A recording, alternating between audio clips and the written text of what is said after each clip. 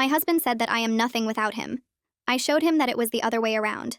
My husband, Derek, said I was nothing without him during an argument about me going back to work after 8 years of raising our kids. He said I'd been out of the workforce too long. Nobody would hire someone with my gap in employment, and I should be grateful he made enough money that I could stay home and play house. He actually said playhouse about raising his 3 children, managing his household, and handling every aspect of his life outside the office. He said, without his salary, his connections, his status, I'd be some nobody with no skills trying to get a minimum wage job. He said I should thank him daily for the life he gave me, because I'd contributed nothing of value to our marriage except birthing his children, which any woman could do. I asked if he really believed I was nothing without him, and he said it was just facts, that I'd been living off his success for nearly a decade and wouldn't survive a week without his support. He said the house was in his name, the cars were in his name, the bank accounts were his, and I existed because he allowed it. That night, I started planning his education. Derek was an executive at a consulting firm and constantly bragged about his presentations, his client relationships, and his ability to close deals. What he never mentioned was that I wrote every presentation he'd given for the last 8 years. I edited every email to important clients. I planned every business dinner at our home. I reminded him of every meeting, every birthday, every client's spouse's name. I packed his bags for trips with the right clothes for each event. I made sure he had backup phone chargers, the right adapters, and printouts of everything because he couldn't work his laptop properly. I sent gift baskets to clients' families when appropriate. I tracked his expenses and filed his reports because numbers confused him. I even logged into his work system at night to submit things he'd forgotten. Derek had no idea how much I did because I'd made it invisible, seamless, like he was just naturally that organized. Next Monday, I will stop doing everything. Derek woke up to no coffee made, no clothes laid out, and no lunch packed. He asked where his lucky tie was for his big presentation, and I said I didn't know. Maybe he should keep track of his own things. He laughed nervously and found a different tie. He grabbed his laptop bag and left, not realizing I hadn't charged his devices or put his presentation on the USB drives he always needed as backup. He also didn't notice I'd changed the password on the cloud storage where all his materials were saved, the account I'd set up and managed because he couldn't figure out two-factor authentication. Derek called me at 10, panicking because his presentation wasn't on his laptop. I said that sounded like his problem to solve. He asked for the backup USB, and I said I didn't know what he was talking about. He tried to log into the cloud account but couldn't. He had to present from memory, which meant he had nothing because I'd always prepared everything. His boss called it the worst presentation he'd ever seen and asked if Derek was having a stroke. The client walked out halfway through. That evening, Derek came home demanding to know what I'd done. I said I'd done nothing, which was exactly what he said I was, so it shouldn't matter. He said I was sabotaging him, and I said, how could nothing sabotage something? He tried to fix things himself, but didn't know any passwords, didn't have any client contact information saved anywhere he could access, and didn't even know his own calendar because I'd always managed it. Tuesday, he missed 3 meetings because I didn't remind him. On Wednesday, he showed up to a client dinner in jeans because I hadn't told him it was formal. Thursday, he forgot his biggest client's name and called him the wrong name during the meeting. Friday, his boss pulled him aside and asked if he was having personal problems because he'd become completely incompetent overnight. Derek begged me to help him, and I said he'd told me I contributed nothing, so my help shouldn't be necessary. The next week was worse. Derek walked through the front door that evening with his shoulders hunched forward and his tie hanging loose around his neck. His briefcase hit the floor with a thud that made Joaquin look up from his toy trucks. Derek stared at me across the kitchen counter where I was cutting vegetables for dinner, and his face had this mixture of anger and desperation that I'd never seen before. He asked how long I planned to keep punishing him, his voice tight and strained. I set down the knife and wiped my hands on a dish towel, taking my time before answering. I told him this wasn't punishment. It was education, and he needed to learn what his life actually looked like without my constant support. He opened his mouth to argue, but I turned back to the cutting board, dismissing him without another word. He stood there for a long moment, breathing hard, then grabbed his briefcase and disappeared into his office, slamming the door hard enough that Hannah came running to ask if Daddy was mad. Friday morning, Derek left early for the office, and I knew from his calendar that he had an interview scheduled with a potential assistant named Althea. I'd seen the email exchange where he'd tried to describe what he needed help with, and his requests were so vague they were almost funny. He came home just after lunch, which surprised me because he usually stayed at the office until evening. He walked straight to the kitchen where I was making sandwiches for the kids, and poured himself a glass of water with shaking hands. I asked how the interview went, and he said Althea had declined the position after an hour of discussing the role. She'd asked him to explain his typical day, what systems he used, what his biggest challenges were, and he couldn't give her clear answers to any of it. She'd realized pretty quickly that Derek didn't actually understand what his job required on a day-to-day basis, and she'd politely told him she didn't think she was the right fit. He slumped against the counter and asked me again to help him, his voice breaking slightly. I told him he'd spent 8 years not knowing or caring how things got done, so a few weeks of figuring it out himself seemed fair. The weekend stretched out tense and silent between us like a wire pulled too tight. Derek holed himself up in the office on Saturday morning, and I could hear him moving papers around, opening and closing drawers, muttering to himself. I packed up the kids and took them to the park, needing to get out of the house and away from the suffocating atmosphere. Thea was quiet on the drive, staring out the window instead of chattering like she usually did. At the park, she climbed onto the swing next to me and asked why Mommy and Daddy weren't talking anymore. I pushed her gently, trying to find words that would make sense to a 7-year-old without making either of us the villain.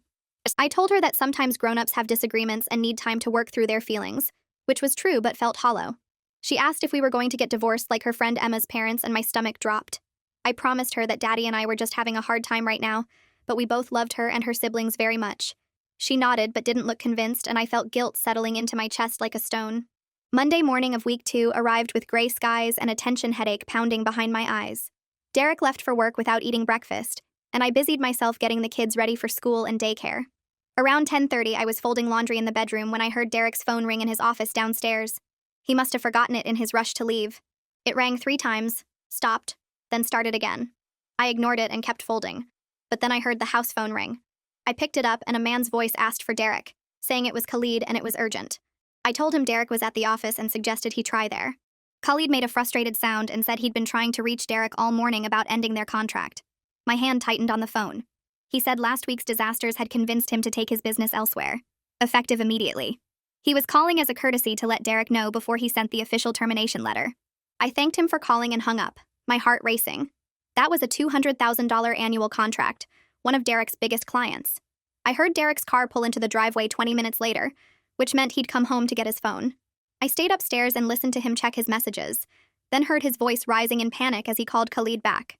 He was desperate on the phone, making promises about improving service and offering discounts and extra attention. Khalid must have been firm because Derek's voice got higher and more frantic, then defeated. The call ended and I heard him sit down heavily in his office chair. That evening, Derek sat at the dinner table but didn't eat, just pushed food around his plate while the kids chattered about their day. After I put them to bed, I found him in the living room with his head in his hands. He looked up when I walked in and his eyes were red. He said he was going to lose his job, that losing Khalid's contract was the final straw after the performance improvement plan. We were going to lose the house, lose everything, and it was all falling apart. I felt a sharp twist of fear in my stomach, because he was right about one thing. Our children's stability depended on that income. The mortgage payment alone was $3,500 a month, and that didn't count utilities, food, the car payments, insurance. But I forced myself to stay firm, to not give in just because he was finally feeling consequences. I told him he'd had 8 years to appreciate what I contributed, and he'd chosen to call it nothing instead. He said he was sorry, that he'd made a mistake, but I couldn't let myself believe it yet. Sorry was just a word people said when they were scared, and I needed to see if he actually understood, or if he was just trying to fix his immediate problem. That night, Thea appeared in our bedroom doorway around 2 a.m, clutching her stuffed rabbit. She said she couldn't sleep and asked if she could get in bed with us. I lifted the covers and she crawled in between Derek and me, her small body tense. Derek was awake too, staring at the ceiling, and we lay there in the darkness with our daughter between us like a physical reminder of what was at stake. Thea's breathing eventually evened out, but I stayed awake, holding her, and feeling guilt creep through my chest like cold water.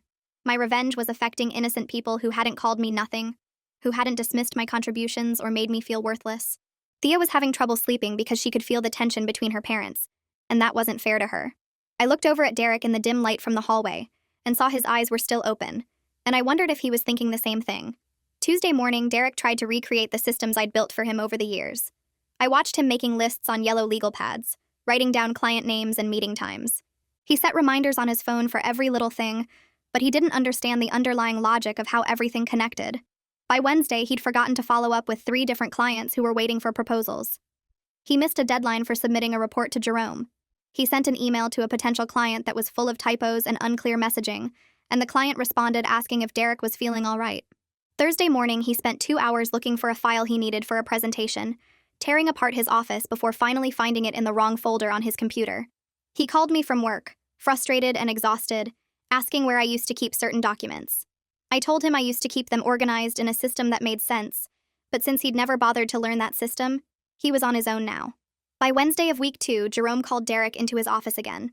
I knew because Derek texted me a single word, Jerome, at 2 in the afternoon. He came home at 4, looking like someone had drained all the color from his face. He walked past me without speaking and went straight to the office, closing the door quietly. I gave him 20 minutes, then knocked and went in. He was sitting at his desk staring at nothing, and when he looked up at me, his eyes were empty. Jerome had told him the performance improvement plan wasn't working, that his performance had actually gotten worse instead of better. Derek had 2 weeks to turn things around completely or face termination. 2 weeks to somehow become competent at a job he'd never actually done himself. To rebuild relationships with clients who'd lost faith in him, to prove he deserved to keep his position. He asked me what he was supposed to do, and I didn't have an answer that wouldn't make me responsible for fixing his mess. I watched my husband fall apart over the next few days and felt the satisfaction I'd expected mixed with something darker and more complicated. He wasn't learning or growing from this experience. He was just failing, sinking deeper into incompetence and panic. The point had been to show him what I contributed, to make him understand and appreciate my work. But instead, I was watching him drown. And our whole family would suffer if he lost this job, not just Derek. The kids would lose their school, their activities, their home. I'd proven my point thoroughly in 2 weeks, but the consequences were spiraling beyond what I'd intended. Derek wasn't becoming humble and grateful. He was becoming broken and desperate, and I started to wonder if I'd gone too far. Derek stopped eating properly and started drinking more, pouring himself whiskey in the evenings and sitting in the home office until midnight. I'd find him there when I got up to check on the kids, surrounded by papers and notes, trying to figure out work he'd never actually done himself. His eyes were bloodshot and his hands shook slightly when he picked up his glass. Friday evening, Hannah climbed into my lap while I was reading on the couch and asked me why Daddy was so sad all the time. She said he didn't smile anymore and he forgot to say goodnight to her last night. I held her close and felt my throat tighten because I had no good answer that didn't make me the villain. I couldn't tell her that Daddy had called Mommy nothing and I was teaching him a lesson. I couldn't explain that sometimes adults hurt each other and then hurt everyone around them in the process. I just told her that Daddy was having a hard time at work, and we needed to be patient with him, which felt like another hollow excuse in a growing list of them. I sat in the kitchen after putting Hannah to bed, staring at my phone and trying to decide if calling Camilla made me weak or smart. My hands shook as I scrolled to her name, and when she answered, I started crying before I could say hello. She told me she was coming over and hung up before I could argue. 20 minutes later, she was at my door with a bottle of wine, and that look she got when she knew I'd messed up, but wouldn't say it until I was ready to hear it. We sat at the kitchen table and I told her everything. How Derek had bombed presentations and missed meetings and lost clients. How Jerome had put him on a performance plan. How our kids were asking why Daddy seemed so sad. Camilla listened without interrupting, pouring wine and nodding, and when I finished, she asked me what my endgame was. I didn't understand the question at first, so she clarified that proving a point didn't matter if we ended up divorced and broke, that I needed to think about what I actually wanted from all this. I realized I hadn't thought past making Derek understand what I contributed, that I'd been so focused on his education that I hadn't considered where it would end. Now I was watching him drown, and our kids were suffering, and I didn't know how to stop what I'd started without admitting I was wrong. Camilla refilled my glass and said I'd proved my point in the first week, that Derek clearly understood now that he needed me, and I had to decide if I wanted to destroy him or save my marriage. She said those were the only 2 options left because the middle ground had disappeared when Jerome put Derek on notice. I told her I didn't want to destroy him. I just wanted him to appreciate me. But she shook her head and said those 2 things had become the same thing whether I meant them to or not. Derek's career was falling apart, our finances were going to collapse, and the kids were watching their father break. All because I wanted acknowledgement. Camilla asked if the acknowledgement was worth what it was costing, and I couldn't answer because I didn't know anymore. She stayed until midnight, and when she left, I sat alone in the dark kitchen thinking about what I'd done and what came next.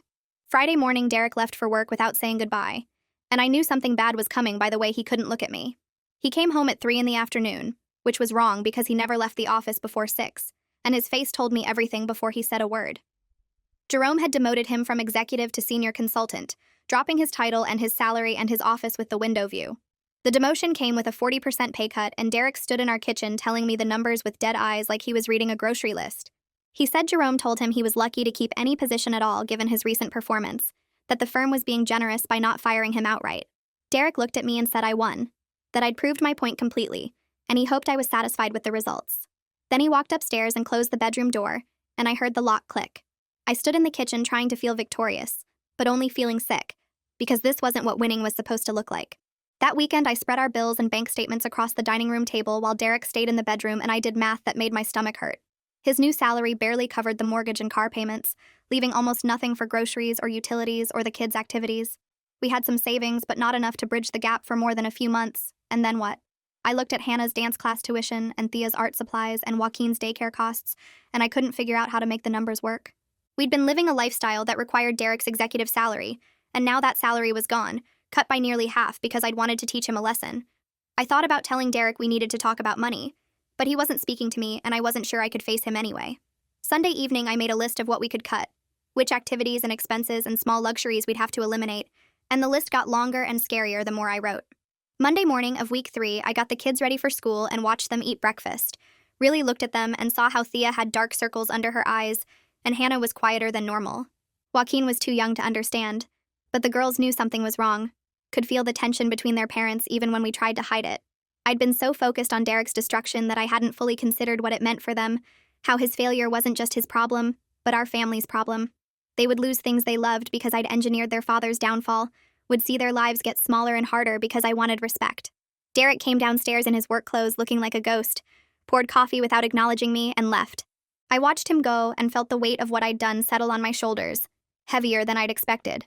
The kids asked why Daddy didn't say goodbye, and I made up something about him being stressed at work. Another lie in a growing pile of them. That week, Derek stopped begging me to help and just accepted his new reality, going through the motions at his smaller job with his reduced responsibilities. He came home at 5:30 instead of 7, ate dinner in silence, and spent evenings in the home office doing work that didn't require my input anymore because it was simpler now. The defeat in his eyes made me feel sick instead of victorious because I'd wanted him to understand my value, not to break him completely. He moved through the house like a stranger, present but absent, and the kids noticed. Thursday afternoon, my phone rang with a call from Thea's school, and the teacher told me Thea had been acting out, getting into fights during recess and refusing to do her work in class. The teacher asked if there was anything going on at home that might explain the behavior change, and I had to admit there was marital stress, that Derek and I were having problems. The teacher suggested family counseling and said she'd be monitoring Thea's behavior closely, that another incident might result in suspension. I thanked her and hung up, then sat in my car in the school parking lot trying not to cry because now I'd hurt my daughter too. That evening, I tried to talk to Derek about Thea's teacher calling, about how the kids were noticing our problems, but he just looked at me with empty eyes and said this was what I wanted. He said I'd set out to prove he was nothing without me, and I'd succeeded, and now we all got to live with the consequences of my lesson. He was right and wrong at the same time, and I hated how complicated everything had become, how my simple plan for respect had turned into this mess that hurt everyone. Wednesday, I called a therapist and made an appointment just for myself, needing to sort through my feelings about what I'd done without Derek there to complicate things. The therapist was a woman in her 50s who listened to my whole story without judgment, and when I finished, she asked what I'd hoped to accomplish. I said I wanted Derek to understand what I contributed, to appreciate my work and respect my value. But as I said it out loud, I realized how much had gone wrong. The therapist asked if I'd gotten what I wanted, and I had to admit that Derek definitely understood now, but I felt terrible about it, that destroying him hadn't brought the satisfaction I'd expected. She said it sounded like I'd wanted acknowledgement and respect, not destruction, and those were very different goals. I left her office with homework to think about what I actually wanted from my marriage and whether it was still possible to get it. Derek's parents called that evening while I was making dinner, asking what was wrong with their son because he seemed depressed and wouldn't talk to them when they tried to check in. I deflected their questions, saying Derek was just stressed about work changes, but his mother pressed and said she knew it was more than that. I felt the weight of extended family getting pulled into our crisis, more people affected by my revenge, more collateral damage I hadn't thought about when I started this.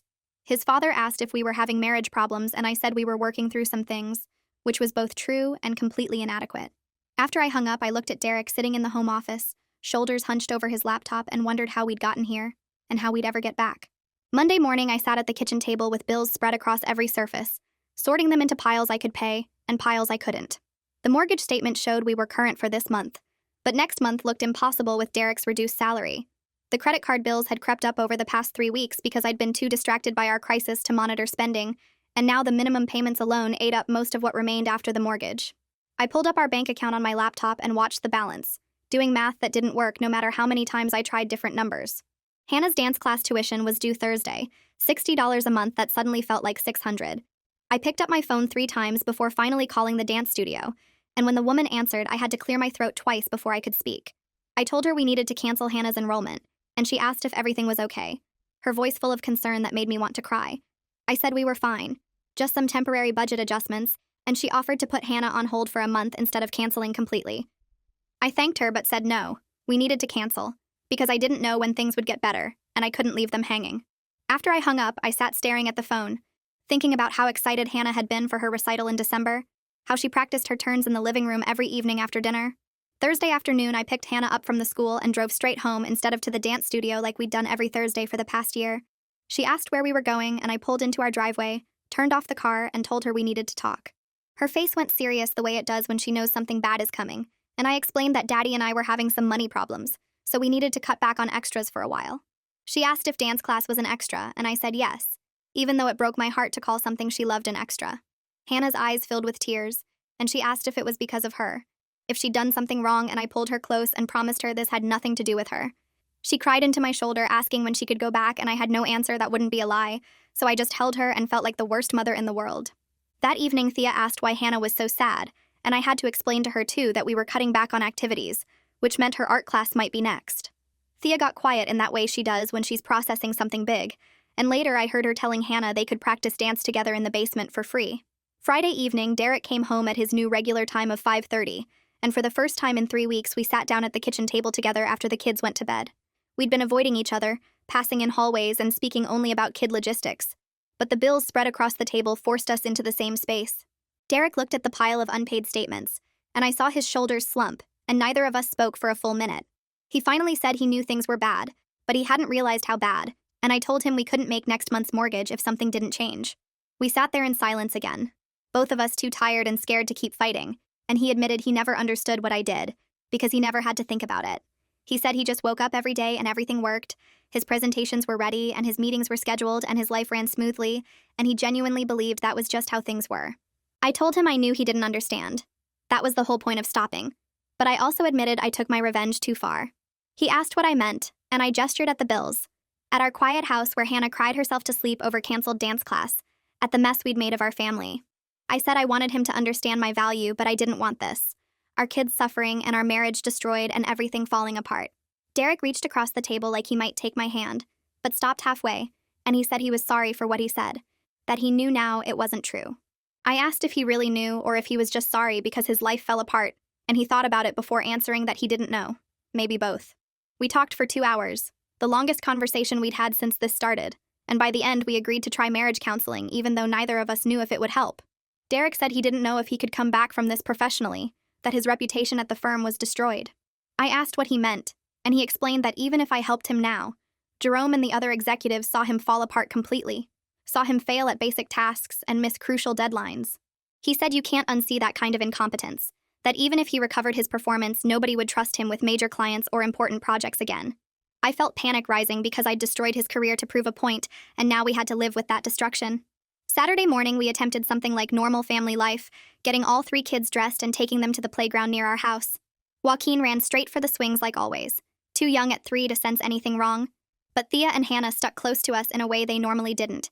Derek pushed Joaquin on the swings while I sat on a bench with the girls, and we all pretended everything was fine.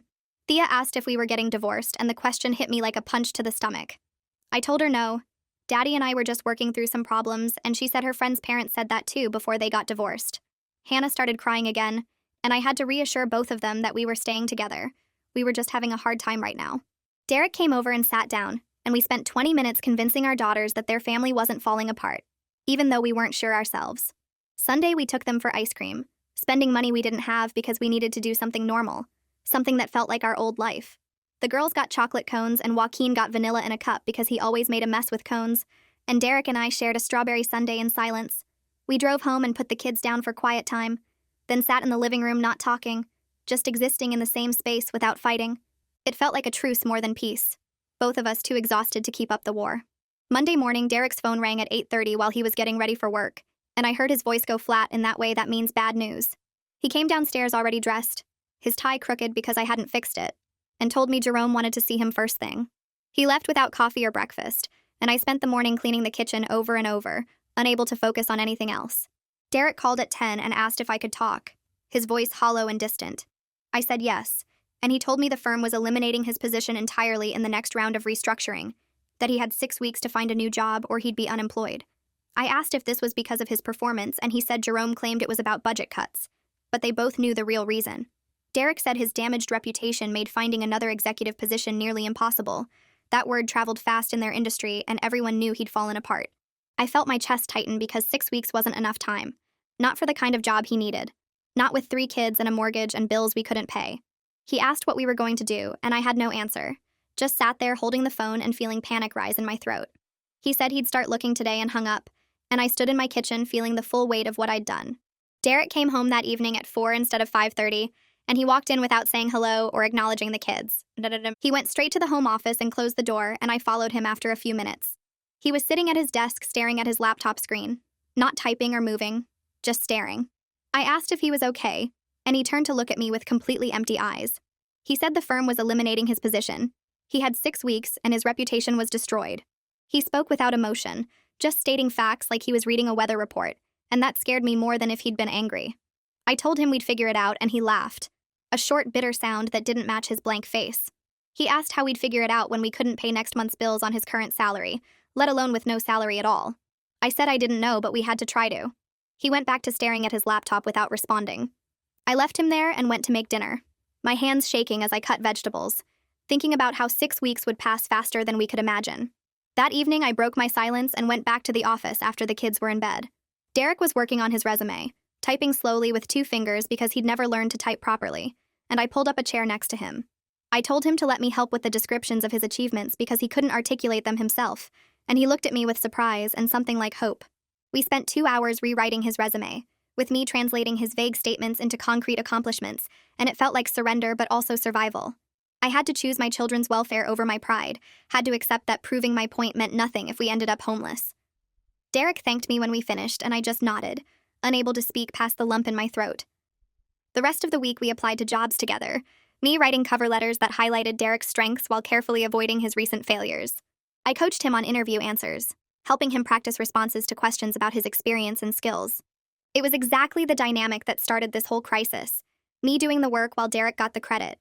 But now we both knew what we were doing and why. He didn't pretend the words were his own or that he'd figured things out himself, and I didn't pretend I was just helping a little. We sat side by side at the kitchen table every evening after the kids went to bed, him reading job postings while I crafted applications that might get him interviews. Thursday evening, Camilla came over after I texted her asking if we could talk. She brought wine, and I told her everything, about the bills and Hannah's dance class and Derek losing his job. I confessed that I was helping him now, writing his resume and applications, and I felt like I'd failed at proving my point. Camilla listened without interrupting, and when I finished, she said I hadn't failed at all. She told me I'd proved my point completely in the first 2 weeks. Derek understood now what I contributed, and what I was doing now was choosing to save my family. She said that was different from giving up. That was making a choice about what mattered more. I asked if she really believed that, or if she was just being nice, and she said she believed it because she'd watched me fight for respect, and now she was watching me fight for my kids. We finished the wine, and she left, and I felt slightly less like I'd betrayed myself. By the end of week 4, Derek had 3 interviews scheduled, and I helped him prepare for each one. We practiced his answers to common questions, worked on his body language and tone, and I made sure he had printed copies of everything he might need. Before his first interview Tuesday morning, I straightened his tie and told him he could do this, and he thanked me with genuine gratitude I'd never heard from him before. He came home that afternoon and said it went okay. Not great, but not terrible. And we debriefed over dinner while the kids ate chicken nuggets. Wednesday's interview went better, and Thursday's best of all, and each time Derek thanked me after our prep sessions. He said he couldn't do this without me, and I told him I knew, and for the first time that acknowledgement didn't feel like a weapon or a wound. It just felt like truth we were both finally ready to accept. The first interview was Tuesday morning at a downtown office tower, and I drove Derek there because he was too nervous to drive himself. He kept checking his tie in the mirror and asking if his resume looked okay, and I told him it looked fine because I'd written it. I waited in the car while he went inside, checking my phone and watching other professionals walk past in their suits. 40 minutes later, he came back looking gray and defeated, and before I could ask, he said it went terrible. They asked him about his recent employment gap, and he tried to explain the performance issues without admitting he'd been completely dependent on me. The interviewer kept pressing about why his performance declined so suddenly, and Derek couldn't give a good answer that didn't make him sound incompetent. He said they thanked him for his time in that way. That means they're never calling back. Thursday's interview was worse because it was with a competitor firm where people knew his reputation. Derek came home after 20 minutes and said the interviewer recognized his name and asked directly about the client he'd lost. He tried to spin it as a communication breakdown, but the interviewer had already heard the real story through industry gossip. Derek sat at the kitchen table with his head in his hands and said he was unhireable, that everyone in his field knew he'd failed spectacularly. I made him dinner and told him there were other options, smaller firms that wouldn't know his history. He barely ate and went to bed early while I stayed up researching companies that might give him a chance. Friday morning, I found him in the office staring at job postings, and I sat down next to him and said we needed to look outside his usual circle. We found a posting for a mid-level position at a smaller consulting firm across town, and Derek said it was beneath him. I reminded him that beneath him was better than unemployed, and he finally agreed to apply. I helped him write a cover letter that focused on his early career successes before I'd been managing everything, and we submitted it that afternoon. The following Monday, Derek got a call for an interview with the smaller firm, and he seemed cautiously hopeful for the first time in days. I coached him all week on how to be honest about needing to rebuild his skills without sounding like a disaster. Wednesday morning, he left for the interview wearing his best suit, and I told him to just be himself, but the humble version. 3 hours later, he called me from his car and said it went okay, maybe even good. The interviewer was younger and seemed more interested in Derek's willingness to learn than his past failures. Derek admitted he'd gotten too comfortable relying on support systems and needed to relearn how to work independently, and instead of dismissing him, the interviewer said that showed self-awareness. They talked about the position, and Derek was honest that it was a step down from where he'd been, but he was ready to start over. The interviewer said they'd call back within a few days, and Derek came home looking less broken than he had in weeks. I wanted to feel hopeful, but we were already into the 5th week since he'd been demoted, and the bills were piling up faster than we could handle them. Friday afternoon, Derek got an email about his severance package from his old firm, and the number was less than half what we'd expected. He called me into the office and showed me the screen, and I did quick math in my head that made my stomach hurt. We had maybe 3 months of expenses saved if we were careful, and that was assuming Derek found work immediately. Saturday morning, we sat down together with all our bills spread across the dining table, and Derek asked if we needed to sell the house. I looked at the mortgage payment and the car payments and the kids' school tuition and said maybe. We talked about pulling the kids from private school, and Derek said he'd never imagined his children in public school, and I reminded him that public school was fine for millions of kids. He got defensive and said he wanted better for his children, and I said better required money we didn't have anymore. The conversation went in circles until we were both exhausted and frustrated, and we agreed to wait until Derek had a job offer before making big decisions. Sunday afternoon, Thea came into the kitchen while Derek and I were going over the numbers again, and she asked what we were doing. I said we were just looking at boring adult stuff, but she stood there watching us, and finally she asked if we were poor now. My throat got tight, and I looked at Derek, who looked back at me helplessly, and I told Thea we were going through a hard time with money, but we'd figure it out. She asked if that's why we couldn't go to Disney this summer like we'd planned, and I said yes. We had to save money right now. Thea disappeared and came back 5 minutes later with her piggy bank, the ceramic unicorn she'd been filling with birthday money for 2 years. She set it on the table and said we could have her money if it would help, and I started crying right there at the kitchen table. Derek picked her up and hugged her and told her we didn't need her money, that parents take care of kids, not the other way around. Thea looked confused about why I was crying and asked if she did something wrong, and I pulled her into my lap and said she did everything right. She was the best kid in the world. After she went back to playing, I told Derek we had to fix this fast because our kids were scared. Tuesday morning, Derek got the call from the smaller firm offering him the position, and he put it on speaker so I could hear. The salary was 60% of what he'd been making at his old job, and the benefits were basic compared to what we'd had before. Derek asked if he could think about it and call back, and after he hung up, we both sat there in silence. I pulled out my calculator and started running numbers, subtracting the new salary from our current expenses. We'd have to cut almost everything extra. No more private school, no more cleaning service, no more gym memberships or subscription services. The mortgage would eat up half his paycheck, and we'd have maybe $2,000 a month for everything else. I told Derek we could survive on this salary if we changed our whole lifestyle, and he asked how much we'd have to change. I said significantly, maybe even selling the house eventually and moving somewhere cheaper. Derek put his face in his hands, and I watched him process that his choices had cost us the life we'd built. I said we didn't have better options right now, and he needed to take this job, and he nodded without looking up. He called them back that afternoon and accepted the offer, and his start date was set for the following Monday. Week 6 started with Derek getting ready for his first day at the new firm, and he looked nervous in a way I'd never seen him before. He asked me 3 times if his tie was straight, and if he had everything he needed, and I walked him through his bag like he was a kid going to the school. His phone rang during lunch, and I saw his name on the screen, and when I answered, he asked about how to handle a client situation he'd encountered. I talked him through it step by step, explaining how to research the client's background and what questions to ask. He thanked me genuinely and said he'd call me if anything else came up, and I said that was fine. When he came home that evening, he looked tired but not defeated, and he said his new boss seemed patient and willing to teach him. We ordered pizza for dinner because neither of us had energy to cook, and after the kids went to bed, we sat them down in the living room. Derek started to explain that things were going to change in our family, that we'd be moving to a smaller house and they wouldn't go to their current school anymore. Hannah's face crumpled and she asked if it was her fault, if she'd done something wrong. I pulled her close and promised her that adult problems were never children's fault, that sometimes families had to make changes, but it didn't mean anyone did anything wrong. Thea asked if we'd still be together, and I said yes, we'd all be together. That was the most important thing. Joaquin didn't understand what was happening, and just wanted to know if he could bring his toys, and Derek assured him he could bring everything important. By the end of week 7, we'd looked at 6 smaller houses in decent school districts, and each one felt like a step down from our current home. Derek kept apologizing as we walked through cramped kitchens and tiny yards, and I could see him processing what his words had cost our family. After viewing a 3-bedroom ranch that smelled like old carpet, Derek said he was sorry for taking our old life for granted. I said we'd been taking it for granted together, both of us living beyond what we could actually sustain. We sat in the car outside the house, and I told him I was sorry too, for pushing my revenge so far that I'd hurt our kids and put our stability at risk. We'd both made mistakes, his in dismissing everything I did, and mine in proving my point at everyone's expense.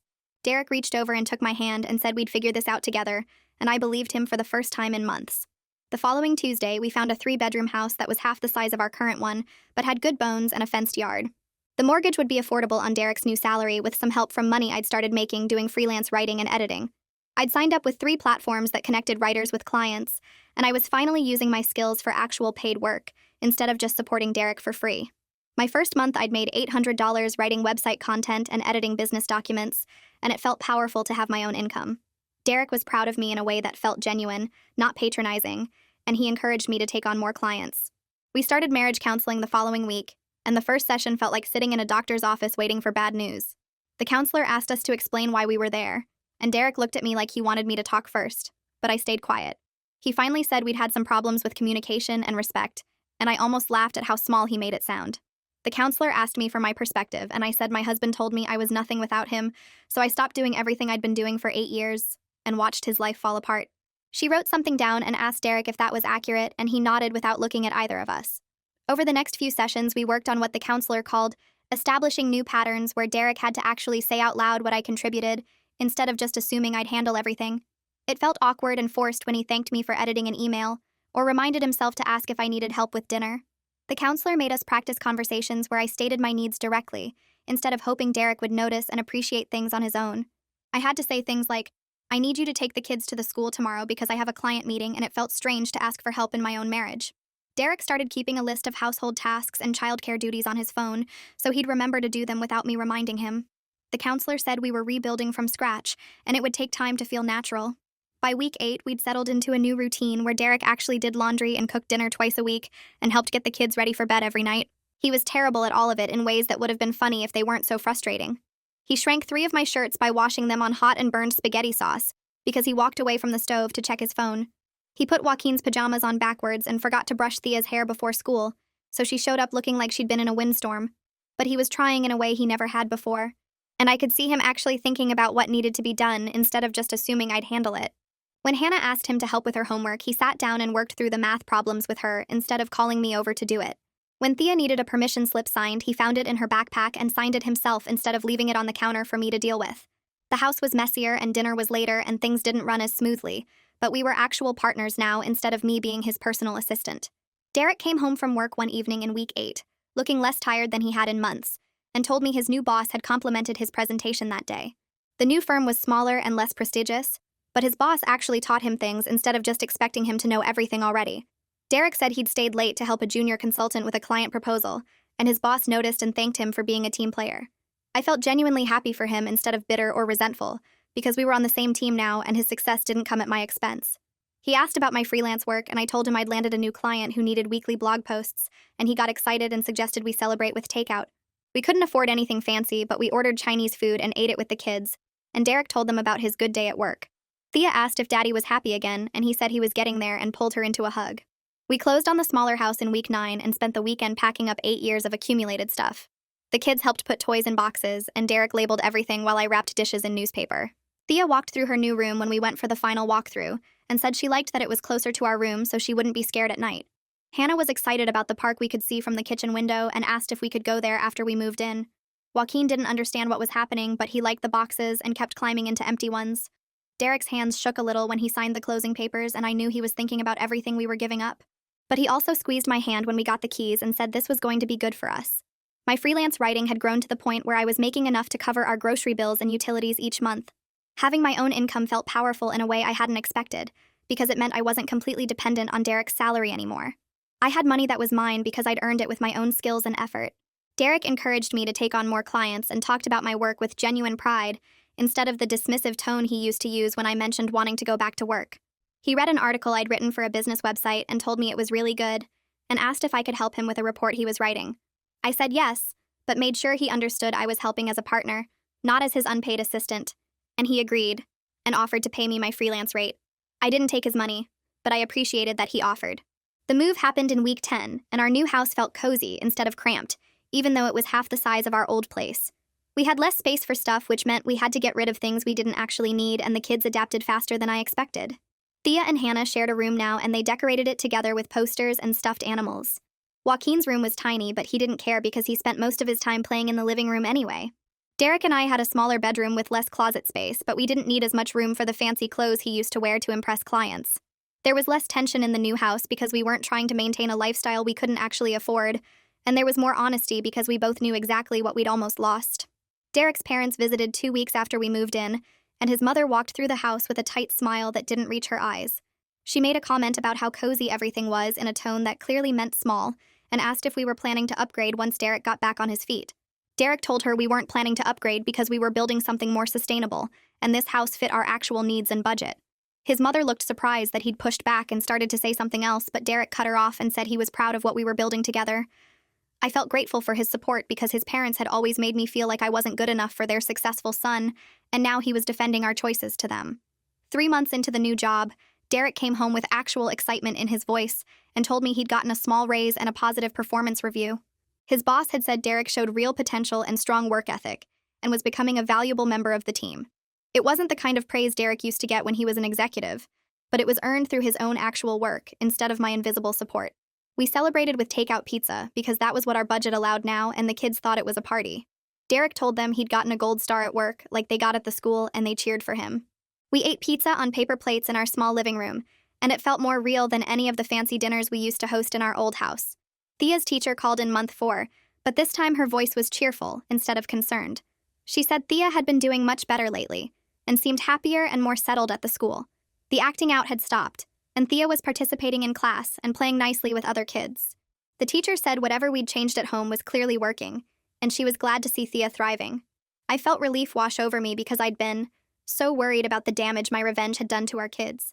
Knowing that Thea was doing better meant we were actually repairing things instead of just pretending everything was fine. Camilla came over to the new house on a Saturday afternoon, and we sat in the small backyard while the kids played in the park across the street. She looked at me for a long moment and said, I looked lighter somehow, like I wasn't carrying as much weight on my shoulders. I realized she was right because having Derek as an actual partner instead of another child to manage had freed up mental space I didn't even know I was missing. I wasn't tracking his schedule or writing his emails or managing his entire life anymore, and that meant I had energy left over for myself and my own work. I started working more with my freelance clients, and Derek kept asking if I needed help with proposals or emails. I told him I could handle my own work, and he nodded but still offered suggestions when I was typing at the kitchen table. The kids noticed the change between us, and Thea asked one Saturday morning if Mommy and Daddy were friends again. Derek looked at me across the breakfast table and said we were learning to be better friends than we'd been before. Hannah wanted to know what that meant, and I explained that sometimes grown-ups have to figure out how to be nicer to each other. Joaquin just wanted more pancakes and didn't care about the conversation. That afternoon, while the kids played in the yard, Derek brought up something that had been on his mind. He said he'd been thinking about what Thea and Hannah would learn from watching us, and he didn't want them to grow up thinking marriage meant one person doing everything while the other person took credit. I agreed and said I wanted our daughters to expect real partnership in their relationship someday.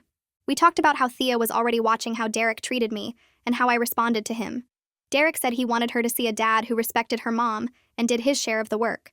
I told him I wanted Hannah to grow up knowing her contributions mattered, and she shouldn't have to make herself invisible to help someone else shine. We agreed to be more careful about modeling the kind of marriage we wanted our kids to expect for themselves.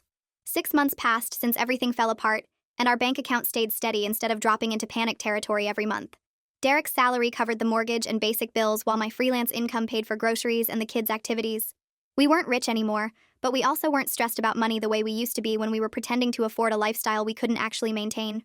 Our marriage felt different now because we both knew exactly what the other person contributed, and we said thank you for things that used to be invisible. Derek thanked me for editing his work emails, and I thanked him for doing the grocery shopping. We still argued sometimes about who forgot to pay which bill or whose turn it was to drive carpool, but the arguments didn't have the same poison they used to carry. There was honesty between us now, even when the honesty was uncomfortable.